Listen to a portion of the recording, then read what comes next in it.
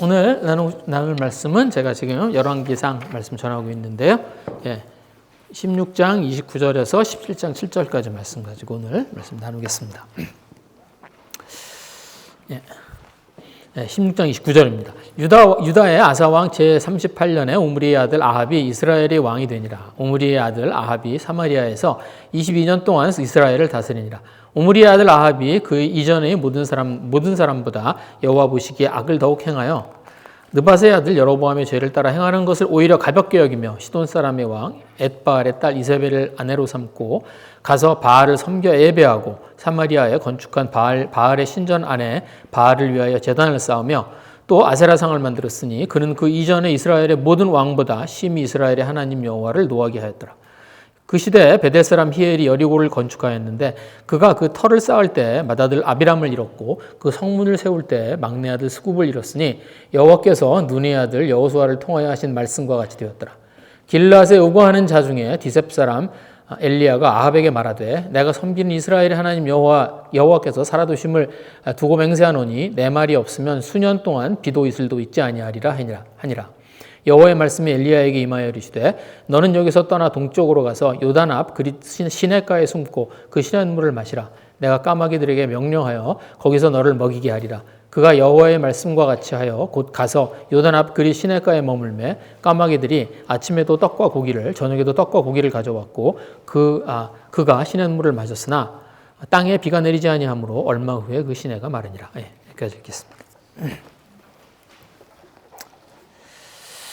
계속 북이스라엘의 이야기입니다. 그래서 오늘 이제 왕이 이제 왕을 죽이고 그러니까 왕을 죽이고 또 왕이 되는 그런 혼란기를 이제 잠재운 사람이 오므리 왕입니다. 그래서 제가 지난주에 그 오므리 왕에 대한 그 이야기를 이제 나눴었습니다. 그래서 이제 오므리가 12년 동안 통치를 하고요. 그리고 그 아들 아합에게 이제 왕위를 물려줘요.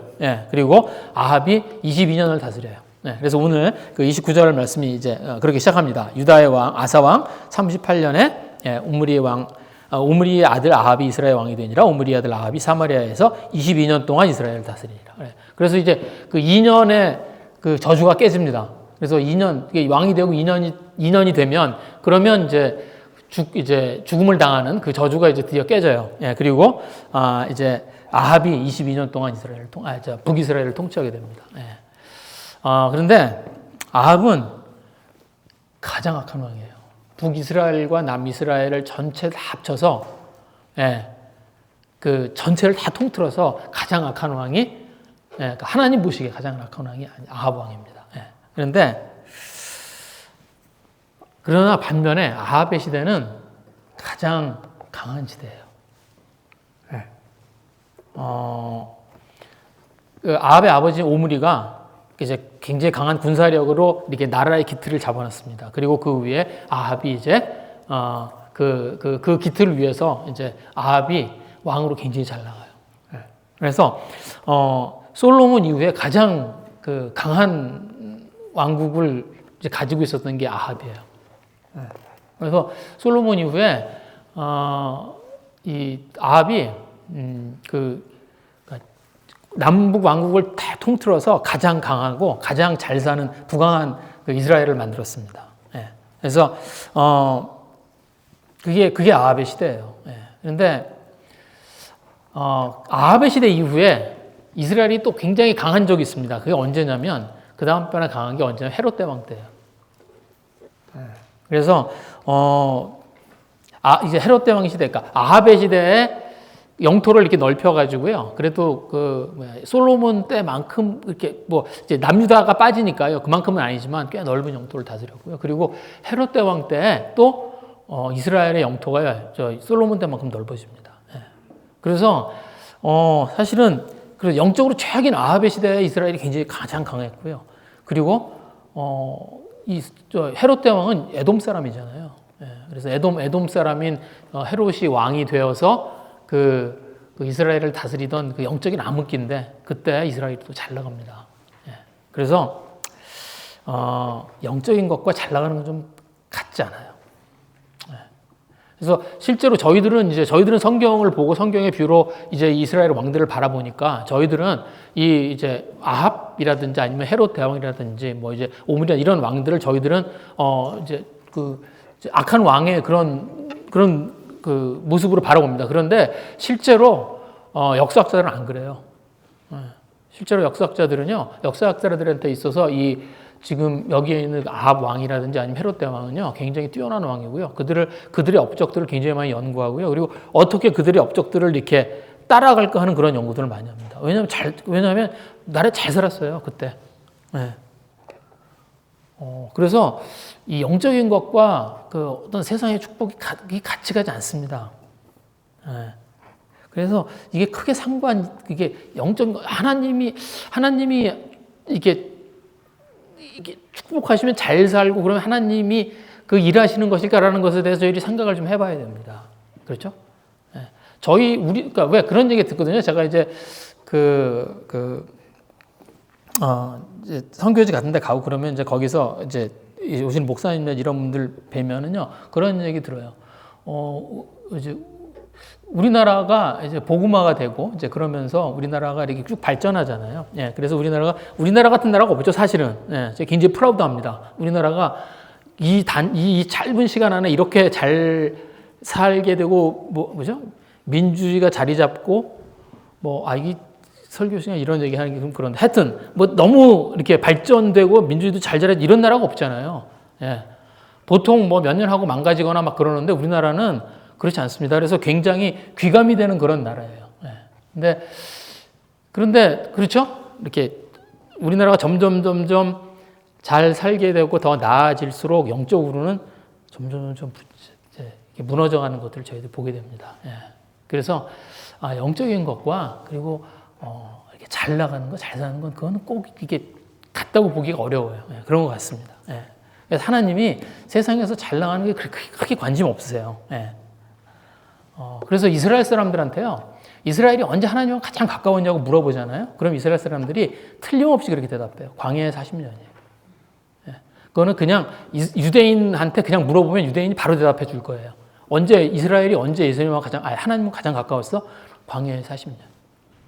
예. 그때 집도 없고, 집도 절도 없고, 절은 없죠. 예. 근데 집도 없고, 먹을 것도 없고, 그저 그 하나님이 만나를 주셔서 그걸 가지고 하루하루 살아야 했던 그 광야의 시대를 그때 하나님과 가장 이스라엘 백성들이 가까웠다고 하는 걸 그들이 그냥 인정해요. 그거 물어보면 얼마 걸리지도 않습니다. 예. 근데 그렇죠. 근데 유대인만 그런가요? 사실 저희도 그렇습니다. 저희도요, 언제 하나님과 가까웠죠? 예. 저희가 하나님을 의지하고 살아야 했을 때, 그때 가장 하나님과 가깝죠. 그래서 이제 삶이 여유가 생기고 이제 내가 어떤 좀 더 이렇게 여유로워지고 그러는 게 그게 영적으로 꼭 좋아지는 그런 일들은 아닌 것 같아요. 예. 그래서 오늘 이렇게 보면 아합의 시대에 굉장히 잘 살아요. 근데 아합에 대한 평가는 좋지 않습니다. 예. 오늘 30절에 보시면 이렇게 됐어요. 오므리의 아들 아합이 그 이전의 모든 사람보다 여호와 보시기에 악을 더욱 행했어요. 이전의 모든 사람보다 악을 더 행해요. 네. 그러니까 아버지 오므리도 그랬거든요. 근데 그러니까 아합은 어떠냐면 이전에 악을 행한 모든 사람들 플러스 오므리. 그게 아합의 이제 그 악함이에요. 네. 그러니까 이게 악함에 악함을 더하는 거죠. 그래서 악함이 한번 이렇게 발동이 걸리면 그러면 이게 이렇게 악순환이 이렇게 악순환 웨이브가 커집니다. 네. 그래서 이렇게 죄도 그래요. 죄가 그런 것 같아요. 제가 죄를 처음 한두 번 짓고 그러는 게 어렵죠. 그게 일단 발동을 걸리고 나면 그러면 그 다음 이렇게 더 큰 죄로 넘어가게 돼요. 네.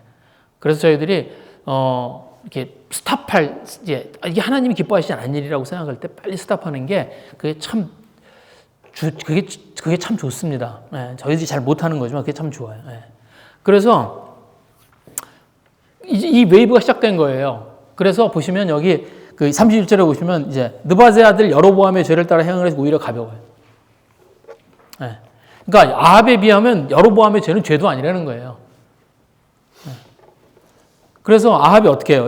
여기 31절에 보시면 시돈 사람의 왕 엣바알의 딸 이세벨을 아내로 삼아요. 예. 그래서 이제 그 시돈 사람 엣바알이 누구냐면 그 시돈 그러니까 지금 지금 그러니까 페니키안이죠. 지금 이제 레바논에 있는 그 페니키안의 바알 신을 섬기는 제사장이에요. 그런데 이 엣바알이 그 왕을 죽이고 자기 스스로 왕이 된 사람입니다. 그래서 이 사람과 결혼을 해요.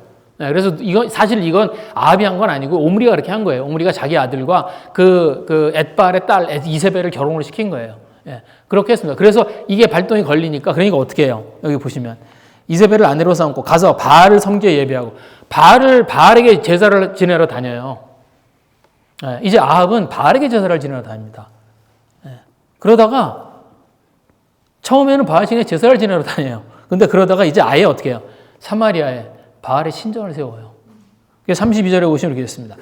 사마리아에 건축한 바알의 신전 안에 바알을 위하여 제단을 쌓아요. 네. 사마리아는 어디예요? 북이스라엘의 수도예요. 왕궁이 있는 북이스라엘의 수도입니다. 그런데 그 수도, 북이스라엘의 수도 한가운데에 바알의 신전을 세운 거예요. 그리고 거기에 제단을 쌓고 그리고 아세라상을 세웁니다. 여로보암이 금송아지를 만들어서 베델하고 단해놓고요. 그리고 산당을 짓고 그래서 우상을 세우고 그렇게 하나님 보시기 악한 일들을 했습니다. 네. 그런데 그건 그래도요 어떻게 한 거냐면 그 여로보암이 백성들이 이게 그 제사를 지내 예루살렘 성전에 가는 게 싫어서 그래서 하기는 했지만 그래도 어떻게 한 거예요? 금송아지를 한테 가서 뭘 한 거예요? 하나님한테 제사 지낸 거예요. 금송아지 앞에 가서 제사를 지냈지만 그 제사는 누구를 향한 제사냐면 하나님을 위한 제사였어요. 산당을 만들어 놓고 가까운 산당에 가서 제사 지내라고 그래서 산당을 찾아갔지만 그 산당에서 지낸 제사는 뭐예요? 하나님을 향한 제사였어요. 제사장들을 갈아치웠죠. 레위인이 아닌 다른 제사장들로 하여금 제사장을 갈아치워서 이제 그 레위인이 아닌 제사장들이 제사를 지냈습니다. 그래서 그러니까 자격이 없는 제사장들이 제사를 지냈지만 그 제사는 누구를 향한 제사예요? 하나님을 위한 제사였어요. 여로보암이 절기를 바꿔쳤습니다. 그래서 날짜를 바꿔버렸어요. 그렇지만 여전히 그 절기는 누구의 절기를 한 거예요? 하나님이 정해진 절기를 한 거예요. 네. 그런데 아합은 달라요. 이건 차원이 다른 문제입니다. 그렇죠? 바알의 제사장들이 바알의 절기를 맞춰서 그래서 바알에게 제사를 지낸 거예요. 변질된 게 아니에요. 이건 변질된 게 아니라 이스라엘의 신앙 자체를 그냥 바꿔버린 거예요. 뭘로? 바알을 섬기는 나라로 만들어버린 거예요.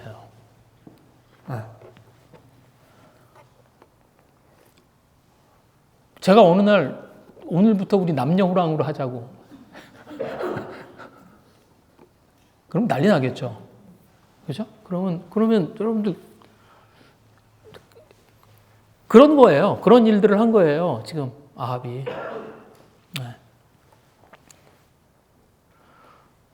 근데 제가 지난주에도 말씀드렸지만 근데 이스라엘 백성들이 가만히 있습니다. 이러면 폭동이라도 일어나야죠. 그렇죠? 그러면 이 왕을 향해서 폭동이라도 일어나야 되는 게 맞는 거예요. 그런데 이스라엘 백성들이 가만히 있어요. 왜? 잘 살았어요. 이들의 삶에 문제가 없었습니다. 이들의 삶이 하나님을 빼도 상관이 없는 삶이에요.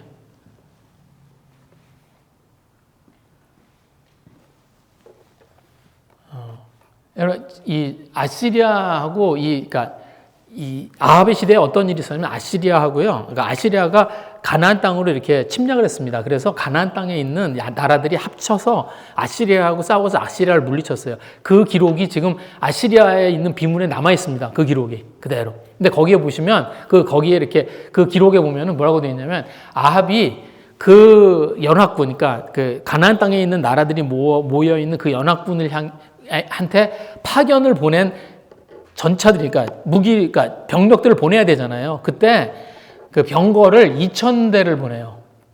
2,000대. 그러니까 아합이 보낸 그 연합군 가운데 아합이 보낸 병거의 숫자가 2,000대였어요.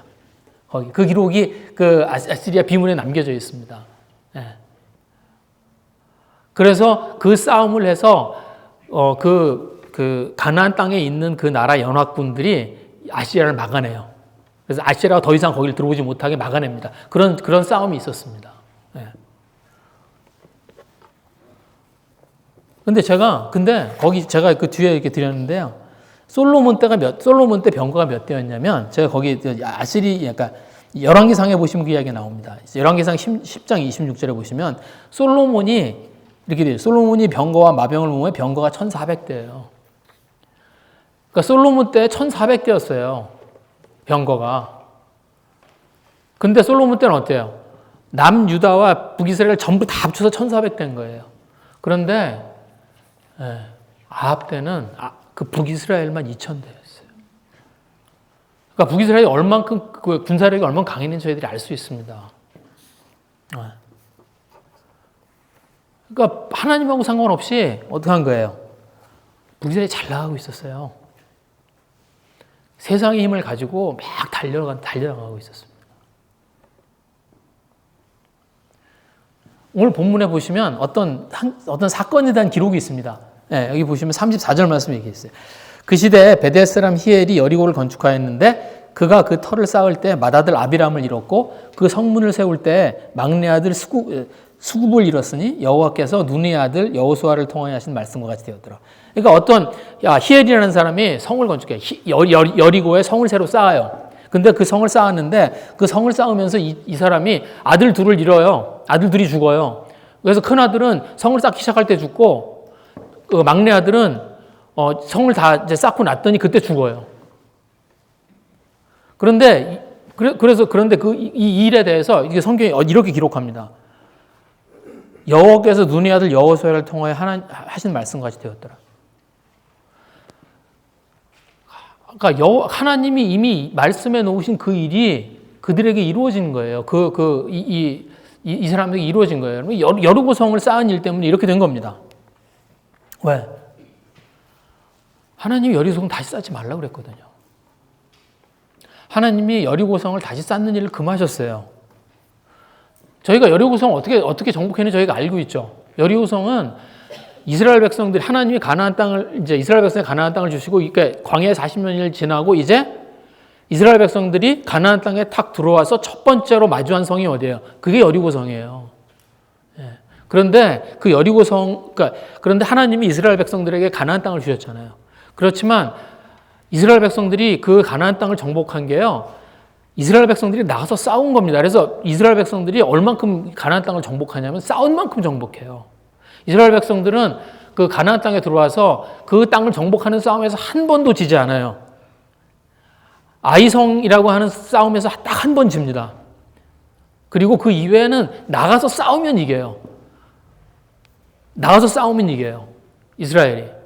그래서 그 가나안 사람들한테 이스라엘 하나님의 별명이 뭐였냐면 전쟁에 능하신 신이었어요. 왜냐하면 이스라엘 백성들이 나가서 싸우면 이겨요. 그래서 이스라엘 백성들이 그 가나안 땅에 있는 성들을 전부 어떻게 한 거예요? 싸워서 정복한 거예요. 하나씩 다 싸워서 정복한 겁니다.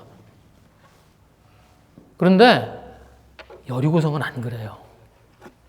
여리고성은 첫 번째 성이에요. 여리고성 어떻게 정복했어요? 기억하시죠? 처음에 들어갔을 때 하나님이 뭐라고 그랬어요? 이스라엘 백성들에게. 처음에 6일 동안 여리고성을 한 바퀴 돌라고 그러죠. 그래서 새벽에 일어나서 그 이스라엘 사람들이요. 이스라엘 백성들이 새벽에 일어나면은 그 여리고성에 가서 한 바퀴를 삥 돌고 그리고 돌아와요. 그 다음날 되면 또 가서 새벽에 일어나서 그 한 바퀴 삥 돌고 돌아와요. 아무 말도 안 하고. 그리고 또 가서 이렇게 한 바퀴 삥 돌고 들어옵니다. 여리고성 사람이 너무 무서웠을 것 같아요. 그죠? 삥 돌고 들어와요. 그래서 6일 동안 그렇게 해요.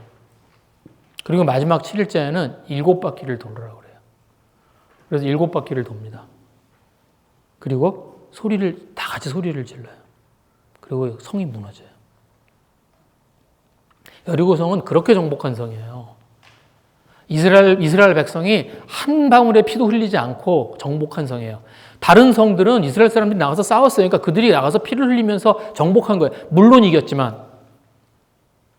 그런데 여리고성은 아니에요. 하나님이 어떻게 하세요? 하나님이 일방적으로 그 성을 무너뜨리시고 그리고 하나님이 상징적으로 그렇게 하신 거예요. 자, 이제 이 가나안 땅을 내가 너희들한테 주겠다. 라는 그 첫 번째 성으로 그 상징적으로 하나님 그렇게 하신 거예요. 그게 여리고성이에요. 그래서 여리고성이 무너졌을 때 거기서 나온 전리품은 모두 다 하나님의 것이라고 그랬습니다. 그랬는데 그리고 하나님이 이 여리고성을 다시 짓지 말라고 하셨어요. 다시 쌓지 말라고 하셨어요. 예, 그래서 그게 여호수아 6장 26절에 그 얘기가 나옵니다. 제가 거기 뒤에 드렸는데 여호수아가 그때 맹세하여 이르되 누구든지 일어나서 이 여리고성을 건축하는 자는 여호와 앞에서 저주를 받을 것이라. 그 기초를 쌓을 때 그 맏아들을 이룰 것이요 그 문을 세울 때 그의 막내 아들을 이루리라. 성을 건축하지 말라고 그 이야기를 하나님 그 이야기를 하시면서 하나님이 아주 구체적으로 얘기하세요. 그렇죠? 그 성 너희 키 작으면 큰아들이 죽을 거야. 너 그 성을 다 지고 나면 막내 아들이 죽을 거야.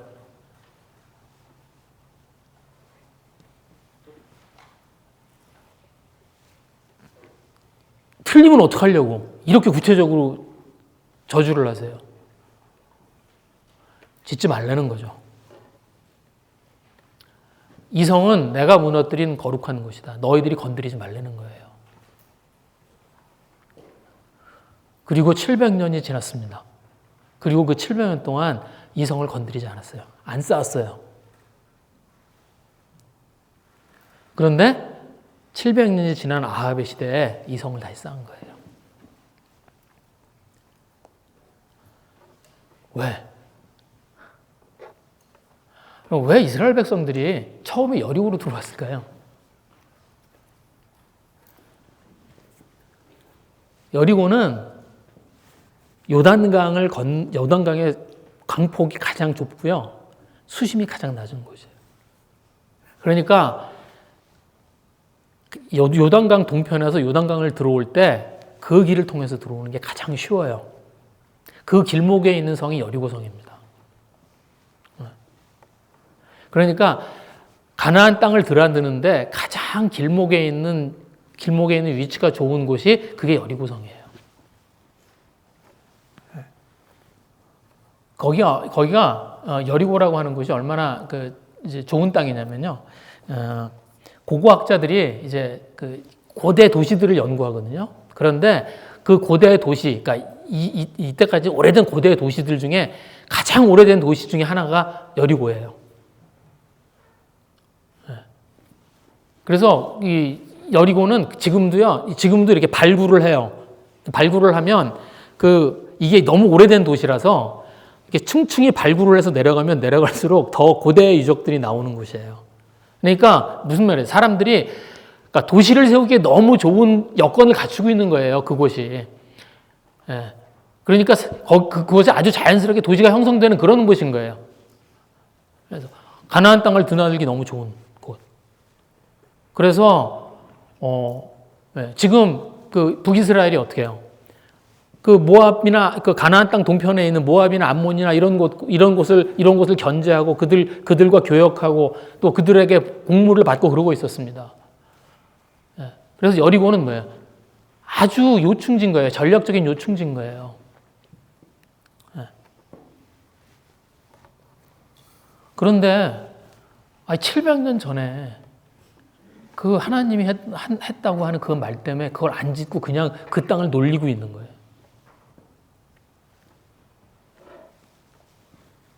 너무 아까운 거죠.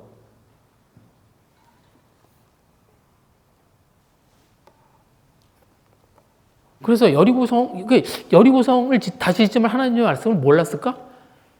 알았겠죠. 근데 700년 전 이야기잖아. 시대가 달라졌잖아요. 그때는 우리가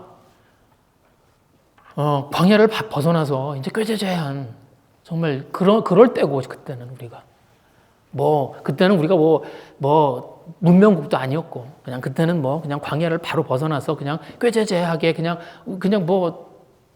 아주 가난하고 뭐 가진 것도 없어서 그랬던 민족이었고, 지금 문명국이에요. 지금 잘 살아요. 지금 이 가나안 땅의 자리를 잡고 그 주변에 있는 나라들로부터 공물을 받고 있는 지금 그런 이스라엘이에요.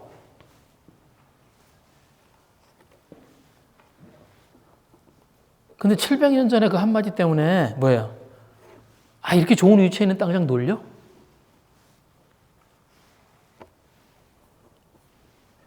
사마리아에 지금 바알의 신전이 세워지는 지금 그런 시대를 살고 있는데.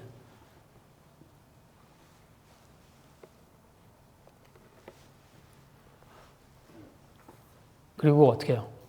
히엘이라는 사람이 손을 들고 이제 건축을 시작합니다. 건축이 문제야. 네, 건축.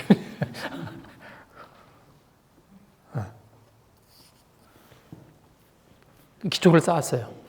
큰아들이 죽었어. 그럼 스탑해야죠. 근데 멈추지 않습니다.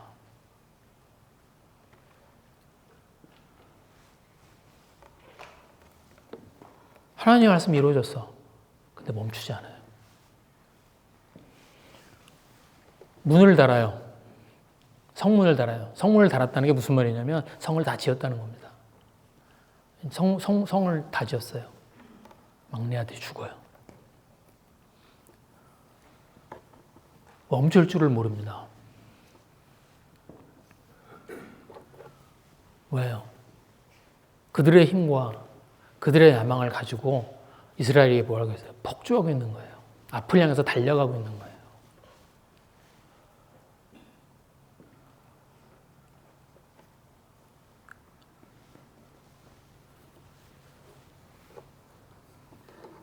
그리고 하나님이 어떻게 해요? 그리고 하나님이 그들을 멈춰 세우십니다. 11장 1절 말씀입니다. 길르앗에 우거하는 자 중에 디셉 사람 엘리야가 아합에게 말하되 내가 섬기는 이스라엘의 하나님 여호와께서 살아계심을 두고 맹세하노니 내 말이 없으면 수년 동안 비도 이슬도 있지 아니하리라 하니라. 이스라엘에 뭐가 시작해요? 가뭄이 시작합니다. 가뭄이 시작됩니다. 엘리야를 통해서 아합에게 이제 경고를 해요. 근데 이상하죠. 아합이 엘리야의 말을 들었을까? 여러분 여기 보시면 이렇게 얘기합니다. 이제 그 엘리야에 대해서 이렇게 얘기해요. 길앗에 우거하는 자 중에 디셉 사람. 그게 그 엘리야예요. 그게 여러분. 길르앗이 어디냐면 길르앗 땅이 어떤 땅이냐면요. 전쟁이 나면 피난 가는 곳이에요.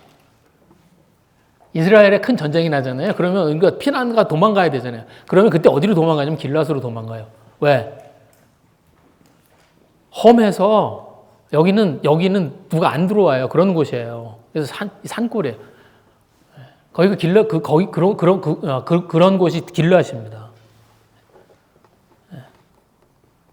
디셉은 그 중에서도 시골이에요. 제가 디셉에 가봤어요. 제가 요르단에 갔을 때 그 경영 선교사가 저희를 데리고 디셉을 갔습니다. 그래서 저는 뭐나 있는 줄 알고 갔어요. 디셉이. 그래서 디셉 가자고 그래서 디셉? 그래서 엘리야 고향? 그래서 뭐나 있나? 그러고 갔어요. 아무것도 없어요. 시골에 깡시골.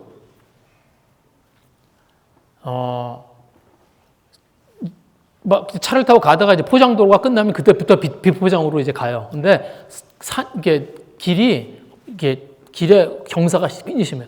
그래서 조그만 차를 타고 갔는데 이제 거기 이제 4명이 작은 차를 타고 우리나라 경차 같은 그런 차였던 거거든요. 근데 그걸 타고 갔는데 이렇게 차가 걷는 속도보다 늦어요. 그러니까 이게 경사가 심하니까 걷는 속도보다 늦어요. 천천히. 그래서 그 중에 제가 제일 젊었거든요. 그래서 결국 내가 내려서 밀게 되겠구나. 그런 생각을 하면서 그걸 갔습니다. 완전 시골이에요. 그리고 그게 그 포장이 딱 끝나 비포장 길이 그래요. 그래서 한참을 갔습니다. 갔더니 그냥 조그만 마을 있고요. 밭 그냥 그거예요. 그냥 산동네. 네. 아무것도 볼 거 없습니다. 그런데 신기한 건 이제 거기에 중세시대 때 지은 그 성당이 하나 있어요. 교회 조그만 성당이 하나 있어요. 그래서 거기를 그 보수하고 있더라고요. 그래가지고 제가 여기서 타일 한 2개 주워왔어. 그래서 저희 집에 있습니다. 그 타일, 그 옛날 중세시대 타일이에요. 이 사실이 밝혀지면 큰일 날 수도 있어. 그게 그 타일인데요. 그게 지금처럼 반짝반짝한 그런 타일이 아닌데 이렇게 도료가 입혀져 있습니다. 이렇게 그래서 왜 스테인드 글라스, 왜 옛날 중세시대 왜 이렇게 벽에 이렇게 타일처럼 이렇게 한 거, 그걸로 이렇게 무늬를 만들어 놓은 건데요. 제가 그걸 한 2개 주워왔어요. 이렇게 기념.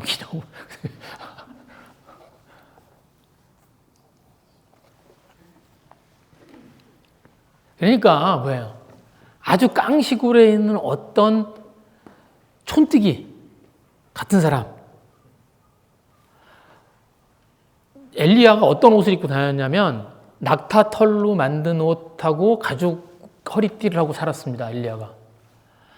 여러분 침례원의 패션이 그게 여기서 나온 패션이에요. 네. 그런 사람이 와서 한 얘기예요. 어떤 시골의 촌 사람이. 아합이 만나주지도 않았을 거예요. 아마 이 이야기를 아합한테 와서 한 게 아니라 아마 엘리야가 돌아다니면서 사람들한테 한 얘기를 그냥 그 통해서 아합이 들었을 거예요.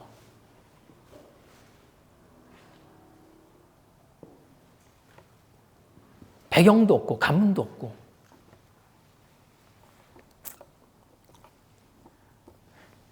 하나님의 말씀이 근데 하나님의 말씀이 그렇게 주어집니다.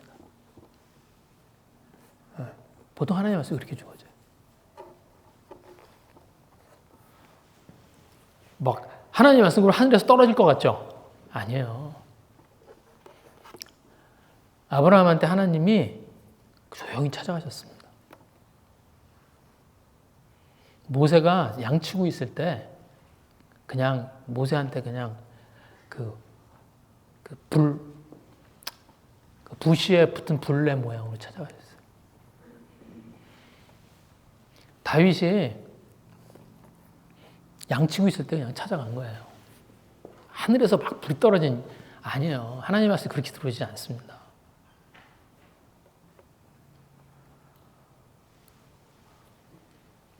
그렇지만 그 하나님의 말씀, 하나님이 이제 북이스라엘을 멈춰 세우세요.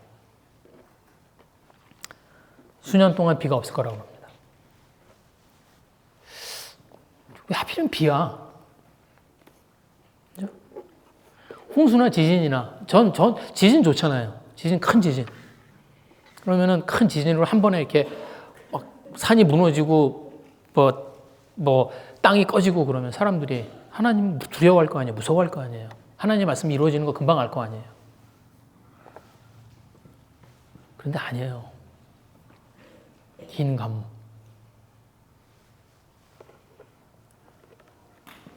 하나님이 막 겁주고 막 무섭게 하고 그래서 저희들 무릎 꿇게 만드는 그런 분이 아닙니다. 하나님이 하나님에서 알려주시고 싶어요. 이유가 있습니다. 그렇죠? 바알이 뭐 하는 신이에요? 농사 짓는 신이에요. 농경의 신이에요. 바알이 제일 잘하는 게 뭐냐면 뭐예요? 비 오게 하는 거예요. 농사를 짓는 사람들이, 모든 이 세상에 농사를 짓는 사람들이 똑같이 하는 제사가 있습니다. 그게 뭐예요? 기후제예요. 왜? 비가 안 오면 농사를 지을 수가 없어요.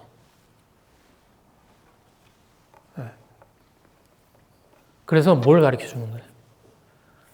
바알이 진짜 신이 아니라는 걸 하나님이 가르쳐 주시는 거예요. 그리고 그들의 삶을 멈춰 세우시는 겁니다. 왜? 여러분, 이스라엘 땅은요, 물기를 못 머금어요. 이스라엘 땅은 돌땅이에요. 이스라엘은 흙이 있지만 흙 밑에는 돌이에요. 그래서 이스라엘은 농사를 그 비가 오면 그 땅이 그 물질을 가지고 이렇게 있으면서 그 식물을 키우는 그런 땅이 아니에요. 때에 맞춰서 비가 오지 않으면 농사를 지을 수가 없습니다. 그래서 뭐 그 비유에 보면 그 돌밭이라고 그러잖아요. 이스라엘 땅이 그런 돌밭이에요. 비가 안 오면 농사를 지을 수가 없습니다. 그래서 이스라엘 백성들이 어떻게 해요? 이제 그들의 삶이 멈춰요.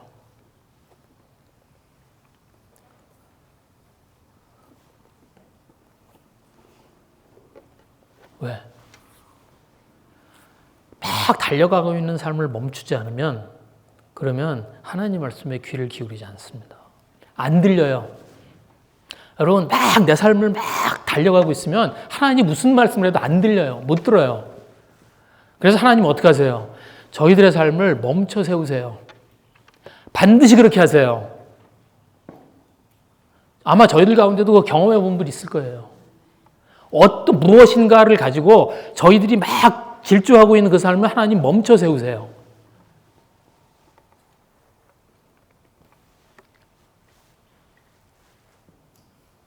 오늘 여기 보시면 17장 1절에 보시면 하나님이 이게 보시면 엘리야가 전한 하나님의 말씀이 이겁니다. 내 말이 없으면 수년 동안 비도 이슬도 있지 아니하리라. 그게 다예요. 여기 보시면 엘리야가 전한 말이 그게 다예요. 내 말이 없으면 수년 동안 비도 이슬도 있지 아니하리라. 그런데 비도 이슬도 없을 거라는 그 얘기는 그건 현상에 대한 이야기예요. 메시지가 아니에요. 진짜 하나님이 하고 싶은 메시지는 뭐예요? 그 앞에 있는 얘기예요. 내 말이 없으면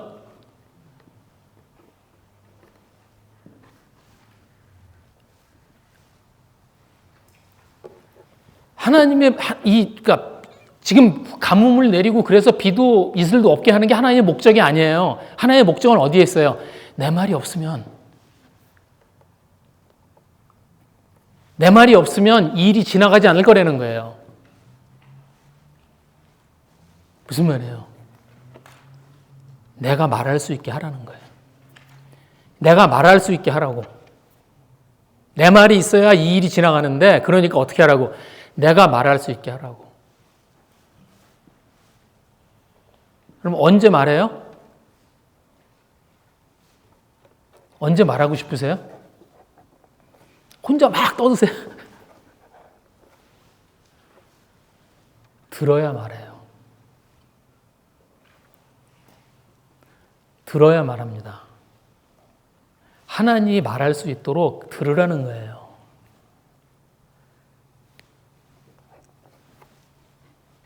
내가 하나님 말씀에 귀를 기울일 때 그때 하나님은 어떻게 하세요?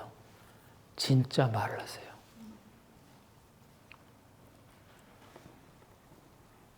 여러분 가뭄이 막 시작됐어. 비가 안 와. 여러분 한번 생각해 보세요. 여러분 이스라엘 사람들이 어떻게 했을 것 같으세요? 어떻게 했을까요? 비가 이제 막 안 와. 이제 막 비가 와야 되는데 비가 안 와. 지금 비가 와야 되는데 한 달이 지나고 두 달이 지나고 막 지났어. 마음이 타. 이스라엘 백성들이 어떻게 했을 것 같으세요? 아마 바알을 찾아서 더 세게 지어서 지냈을 거예요. 그렇죠? 더 큰 제사, 우리 더 큰 재물을 바치자고 바알에게. 왜? 그렇게 살아왔으니까. 그게 내가 알고 있는 방법이니까.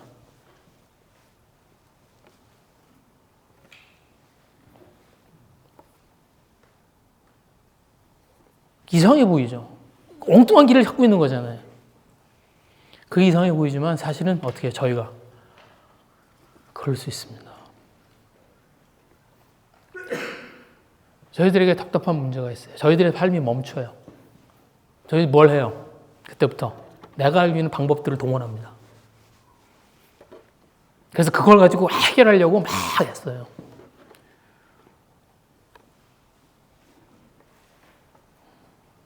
하나님의 메시지는 뭔데? 내 말이 없으면 이 일이 지나가지 않는 건데.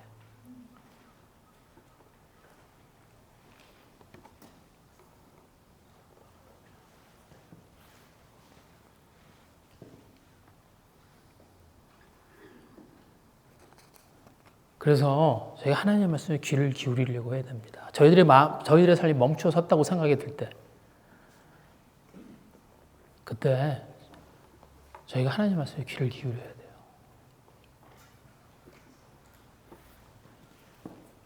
하나님의 말씀을 이렇게 듣는데, 그런데 하나님의 말씀을 듣는데 시간이 걸려요. 네.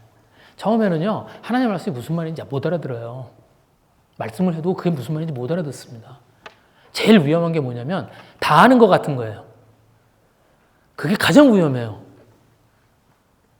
제가 교회 처음 와가지고 이제 그때 목사님이 이제 하는 말씀을 들었는데 무슨 말인지는 모르겠는데 다 아는 것 같아.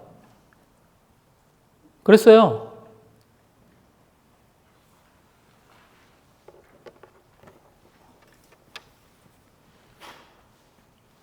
그런데 하나님의 말씀은요, 지나간 시대의 유산처럼 들리고요. 하나님의 말씀은 내 얘기가 아닌 것처럼 들립니다. 진짜로 그래요. 제가 교회 이렇게 다니기 시작하고요, 몇 달의 시간이 걸렸습니다. 제가 하나님 하신 말씀을 제가 알게 되는데 몇 달의 시간이 걸렸어요. 주일에 말씀을 드리면 좋은데 나하고는 상관없는 말이에요. 그리고 몇 달의 시간이 지나서 하나님이 저한테 말씀하시고 있다는 걸 알게 됐습니다.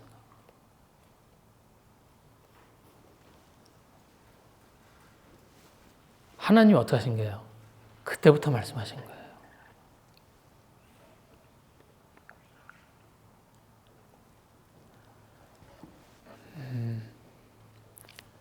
하나님이 지금 엘리야를 통해서 이야기를 하세요. 이 엘리야는 어떤 사람이에요? 길앗이라고 하는 곳에 있는 디셉 사람입니다. 촌 사람. 근데 이 엘리야는 누구예요? 이스라엘 최고의 선지자예요.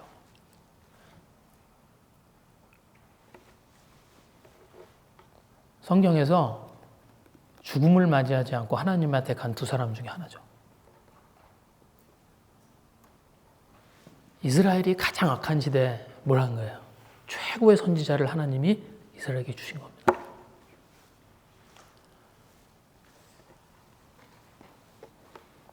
악한 때인데 벌하고 심판해야지.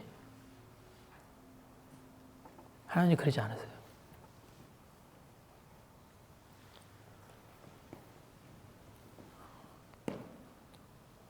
저희들이 만약에 저희들의 삶이 멈춰 있다면, 저희들의 삶을 하나님이 멈추고 있는 것처럼 느껴진다면 아마 하나님은 저에게 가장 중요한 말씀을 주시려고 그런지 몰라요. 최선의 것을 저희에게 예비하고 계신지 모릅니다.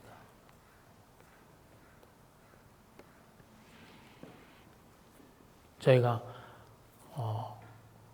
저희들의 삶을 멈추고 그리고 하나님의 말씀에 귀를 기울일 줄 아는 그런 저희들이 되었으면 좋겠습니다. 네, 그래서 하나님이 저에게 말씀하고 있다는 그 음성을 들을 수 있는, 저게 나를 위한 이야기를 하고 계셨구나라는 걸 알게 되는 그런 저희들이 되었으면 좋겠습니다. 시간에 주님 앞에 좀 기도하겠습니다.